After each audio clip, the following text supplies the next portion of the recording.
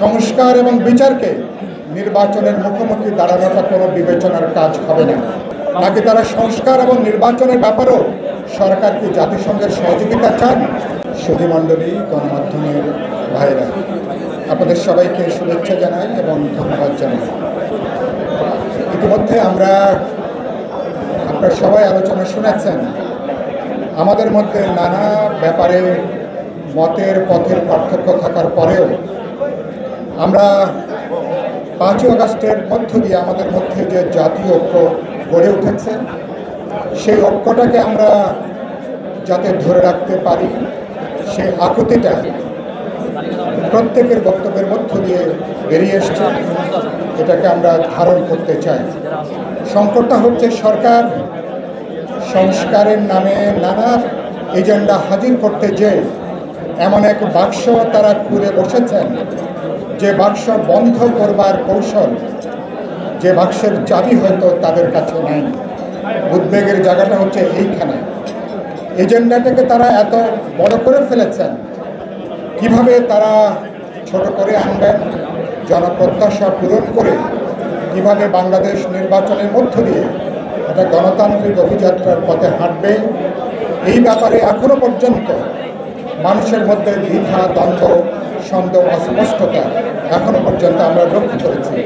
আমি সরকারকে বলতে চাই, আপনাদের এজেন্ডাটাকে ছোট করে আনেন, জনপ্রত্যাশার জায়গাটা বিবেচনার মধ্যে রেখে আপনারা সংস্কারের ভিত্তিটা তৈরি করবেন বোঝাপড়ার মধ্য দিয়ে। বিচারের ব্যাপারে সবাই আমরা ঐক্যমত্য, সবাই আমরা একতাবদ্ধ।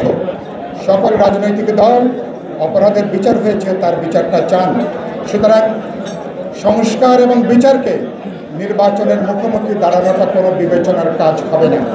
সুতরাং আমরা সংস্কার এবং বিচারের উদ্যোগটা অব্যাহত রাখার পাশাপাশি আলাপ আলোচনা করে বোঝাপড়ার মধ্য দিয়ে এবছরের মধ্যেই 16 বছর ধরে মানুষ যে নির্বাচনের জন্য অপেক্ষা করছে, এই নির্বাচনের মধ্য দিয়ে যাতে আমরা গণতান্ত্রিক অভিযাত্রার পথে হাঁটতে পারি, আমি আশা করি সরকার সে ব্যাপারে উদ্যোগ নেবেন। শেষে একটা ব্যাপারে কথা বলি।